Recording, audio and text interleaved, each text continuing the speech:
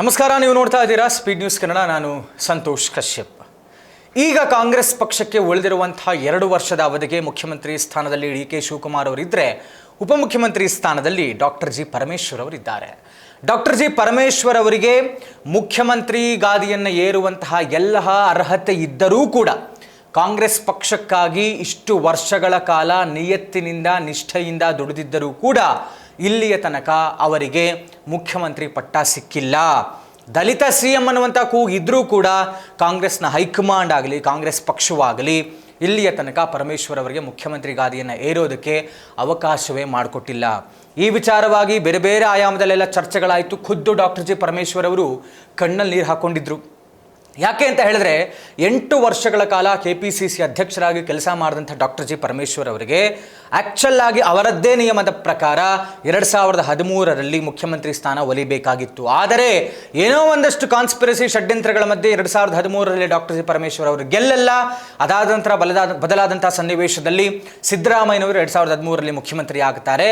ಅದಾದ ನಂತರ 2018ರ ಸಮ್ಮಿಶ್ರ ಸರ್ಕಾರದಲ್ಲಿ ಡಾಕ್ಟರ್ ಜಿ. ಪರಮೇಶ್ವರ್ ಅವರು ಉಪಮುಖ್ಯಮಂತ್ರಿ ಆಗಿರ್ತಾರೆ. ಉಪಮುಖ್ಯಮಂತ್ರಿಯಾಗಿ ಅಲಂಕರಿಸ ಮಾಡ್ತಾರೆ. ಅದಾದ ನಂತರ 2023ರಲ್ಲಿ ಮತ್ತೇನು ಕಾಂಗ್ರೆಸ್ ಪಕ್ಷ ಅಧಿಕಾರಕ್ಕೆ ಬಂತು, ಆಗ ಸಿದ್ದರಾಮಯ್ಯನವರ ಸಂಪುಟದಲ್ಲಿ ಗೃಹ ಸಚಿವರಾಗೋ ಕೆಲಸ ಮಾಡಿದರು ಡಾಕ್ಟರ್ ಜಿ. ಪರಮೇಶ್ವರ್ ಅವರು. ಇತ್ತೀಚೆಗಷ್ಟೇ 3 ವರ್ಷಗಳ ಸಾಧನಾ ಸಮಾವೇಶವನ್ನು ತುಮಕೂರಿನಲ್ಲೇ ಮಾಡಿ ಇವರು ಬಹಳ ದೊಡ್ಡ ಭಾಷಣಗಳನ್ನೆಲ್ಲವನ್ನು ಮಾಡಿ ತುಮಕೂರಿನ ಅಭಿವೃದ್ಧಿ ವಿಚಾರವಾಗಿ ಎಲ್ಲೆಡೆ ಕೂಡ ಒಂದು ರೀತಿಯಲ್ಲಿ ಎಲ್ಲರಿಂದ ಪ್ರಶಂಸೆಗೆ ಒಳಪಡುವಂತಹ ಯಾವುದೇ ಕಪ್ಪು ಚುಕ್ಕೆ ಇಲ್ಲದಂತಹ ಡಾಕ್ಟರ್ ಜಿ. ಪರಮೇಶ್ವರ್ ಅವರ ಬಹಳ ಮಿತಭಾಷಿಗರು, ಒಳ್ಳೆಯ ಪ್ರಬುದ್ಧತೆ ಇದೆ, ರಾಜಕಾರಣ ಅನುಭವ ಇದೆ, ಎಲ್ಲವೂ ಇರೋದ್ರಿಂದ ಅವರು ಮುಖ್ಯಮಂತ್ರಿ ಸ್ಥಾನವನ್ನು ಏರಬೇಕಾಗಿತ್ತು ಅನ್ನುವಂಥ ಚರ್ಚೆಗಳು ಅವರ ಬೆಂಬಲಿಗರಲ್ಲಿ, ಅಭಿಮಾನಿಗಳಲ್ಲಿ, ಕಾರ್ಯಕರ್ತರಲ್ಲಿ ಇರುವಂಥದ್ದು.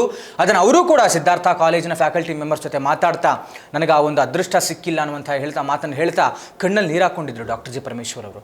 ಮುಂದುವರೆದಂತೆ ಇತ್ತೀಚಿನ ಬೆಳವಣಿಗೆಗಳ ಬಗ್ಗೆ ರಿಯಾಕ್ಟ್ ಮಾಡಿದಂಥ ಡಾಕ್ಟರ್ ಜಿ. ಪರಮೇಶ್ವರ್ ಅವರು, ನಾನು ಮತ್ತು ಡಿ.ಕೆ. ಶಿವಕುಮಾರ್ ಅವರು ಕಾಂಗ್ರೆಸ್ ಪಕ್ಷದ ಮೂಲದಲ್ಲಿರುವಂಥವರು, ಅಂದರೆ ಮೊದಲಿಂದಲೂ ಆರಂಭಿಕ ದಿನಗಳಿಂದಲೂ ಕೂಡ ನಾನು ಡಿ.ಕೆ. ಶಿವಕುಮಾರ್ ಸಾಮಾನ್ಯ ಕಾರ್ಯಕರ್ತರಾಗಿ ನಾವು ಮೂಲ ಇಲ್ಲೇ ಇರೋದು ಕಾಂಗ್ರೆಸ್ನಲ್ಲಿ, ನಾವು ಪಕ್ಷಕ್ಕಾಗಿ ದುಡಿದಿದ್ದೇವೆ, ನಾವು ಜೋಡೆತ್ತುಗಳಿದ್ದ ಹಾಗೆ. ಹೀಗಾಗಿ ಅವರು ಮುಖ್ಯಮಂತ್ರಿ ಆಗಿದ್ದರೆ ನಾನು DCM ಉಪಮುಖ್ಯಮಂತ್ರಿ ಆಗಿದ್ದೇನೆ. ಇಬ್ಬರು ಒಟ್ಟಾಗಿ ಸೇರಿ ಜೋಡೆತ್ತುಗಳ ಥರ ಕೆಲಸವನ್ನು ಮಾಡಿ ರಾಜ್ಯಕ್ಕೆ ಒಳ್ಳೆಯ ಆಡಳಿತವನ್ನು ಕೊಡ್ತೇವೆ, ರಾಜ್ಯದ ಅಭಿವೃದ್ಧಿಯನ್ನು ಮಾಡ್ತೇವೆ ಅನ್ನುವಂಥ ಮಾತನ್ನು ಡಾಕ್ಟರ್ ಜಿ. ಪರಮೇಶ್ವರ್ ಅವರು ಹೇಳ್ತಾ ಇರುವಂಥದ್ದು. ಆದರೆ ಇದು ಬೇರೆ ಆಯಾಮದಲ್ಲೂ ಕೂಡ ರೂಪ ಪಡ್ಕೊಳ್ತಾ ಇರುವಂಥದ್ದು ಏನು ಅಂತ ಹೇಳಿದ್ರೆ, ಸಿದ್ದರಾಮಯ್ಯನವರು ಮುಖ್ಯಮಂತ್ರಿ ಆಗಿದ್ದಂತಹ ವಿಚಾರಕ್ಕೆ ಸಂಬಂಧಪಟ್ಟಂತೆ ವಾಗ್ದಾಳಿಯನ್ನು ನಡೆಸೋದು ಅಥವಾ ಇಂಡೈರೆಕ್ಟ್ ಟಾಂಗ್ ಕೊಡುವಂತಹ ಕೆಲಸವನ್ನು ಏನಾದರೂ ಡಾಕ್ಟರ್ ಜಿ. ಪರಮೇಶ್ವರ್ ಮಾಡಿದ್ರ ಅನ್ನುವಂಥ ಚರ್ಚೆ ಆಗ್ತಾ ಇದೆ. ಅಂದರೆ ವಲಸಿಗರು ಮೂಲ ಅನ್ನುವಂಥ ಒಂದು ಮಾತನ್ನು ಈಗ ಡಾಕ್ಟರ್ ಜಿ. ಪರಮೇಶ್ವರ್ ಮಾತಾಡ್ತಾ ಇರುವಂಥದ್ದು. ಸಿದ್ದರಾಮಯ್ಯನವರು ಈ ಹಿಂದೆ JDS ಪಕ್ಷದಲ್ಲಿದ್ದರು, ಅವರೇನು ಮೂಲ ಕಾಂಗ್ರೆಸ್ಸಿಗರಲ್ಲ, ಇವರು ಮೂಲ ಕಾಂಗ್ರೆಸ್ಸಿಗರು. ಅಂದರೆ ಅವರು ಹೇಳೋರ ಪ್ರಕಾರ ಡಾಕ್ಟರ್ ಜಿ. ಪರಮೇಶ್ವರ್ ಮತ್ತು ಡಿ.ಕೆ. ಶಿವಕುಮಾರ್ ಮೂಲ ಕಾಂಗ್ರೆಸ್ಸಿಗರು, ನಾವು ಸಾಮಾನ್ಯ ಕಾರ್ಯಕರ್ತರಾಗಿ ಪಕ್ಷಕ್ಕೆ ದುಡಿದಿದ್ದೇವೆ, ಇಷ್ಟು ವರ್ಷಗಳ ಕಾಲ ಪಕ್ಷದಲ್ಲಿದ್ದೇವೆ, ನಾವು ಮೂಲ ಕಾಂಗ್ರೆಸ್ಸಿಗರು. ಇವರು ವಲಸಿಗ ಕಾಂಗ್ರೆಸ್ಸಿಗರು. ಯಾರು? ಸಿದ್ದರಾಮಯ್ಯನವರು. ಅವರು JDS ಇಂದ ವಲಸೆ ಬಂದು ಕಾಂಗ್ರೆಸ್ ಪಕ್ಷಕ್ಕೆ ಅವರು ಮುಖ್ಯಮಂತ್ರಿ ಗಾದಿಯನ್ನು ಅಲಂಕರಿಸಿದ್ರು. ಇಲ್ಲಿ ತನಕ 2 ಬಾರಿ ಮುಖ್ಯಮಂತ್ರಿ ಸ್ಥಾನವನ್ನು ಸಿದ್ದರಾಮಯ್ಯನವರು ಅಲಂಕರಿಸಿರುವಂಥದ್ದು. ಈ ಒಂದು ಬೇಸರವನ್ನು ಈ ರೀತಿ ಇಂಡೈರೆಕ್ಟ್ ಆಗಿ ಡಾಕ್ಟರ್ ಜಿ. ಪರಮೇಶ್ವರ್ ಅವರು ಸಿದ್ದರಾಮಯ್ಯನವರ ವಿರುದ್ಧ ಇರುವಂತಹ ಅಸಮಾಧಾನವನ್ನು ಹೊರಹಾಕಿದ್ರ ಅನ್ನುವಂಥ ಚರ್ಚೆಗಳಾಗ್ತಾ ಇದೆ. ಯಾಕೆಂದರೆ ಸಿದ್ದರಾಮಯ್ಯನವರೇ ಇವರು CM ಆಗುವಂಥ ಅವಕಾಶವನ್ನು 2013ರಲ್ಲಿ ತಪ್ಪಿಸಿದ್ದು ಅನ್ನುವಂಥ ಚರ್ಚೆ ಇದೆ. ಇವರ ಆಪ್ತಬಣದಲ್ಲಿ ಗುರುತಿಸ್ಕೊಂಡಿದ್ದರೂ ಕೂಡ ಇವ್ರಿಗೆ ಒಳಗೆ ಏನೋ ಒಂದು ರೀತಿಯಾದಂಥ ಅಸಮಾಧಾನ, ಬೇಸರ ಇರುವಂಥದ್ದು.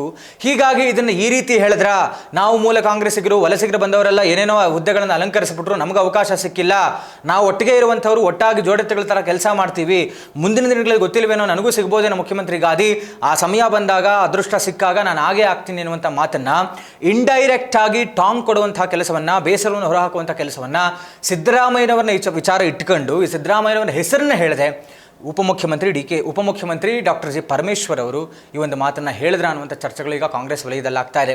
ಒಟ್ಟಾರೆ ಇಬ್ಬರು ಒಟ್ಟಾಗಿ ಸೇರಿಕೊಂಡು ಯಾವ ರೀತಿಯಾದ ಆಡಳಿತವನ್ನು ಕೊಡ್ತಾರೆ, ಏನೇನೆಲ್ಲ ಅಭಿವೃದ್ಧಿಯನ್ನು ಮಾಡ್ತಾರೆ ಅನ್ನುವಂಥದ್ದನ್ನು ಕಾದು ನೋಡಬೇಕಾಗಿದೆ. ಇದಾಗಿತ್ತು ಇವತ್ತಿನ ವಿಶೇಷ. ನೋಡ್ತಾ ಇರಿ ಸ್ಪೀಡ್ ನ್ಯೂಸ್ ಕನ್ನಡ. ಸುದ್ದಿ ನಿಮ್ಮದು, ವೇಗ ನಮ್ಮದು.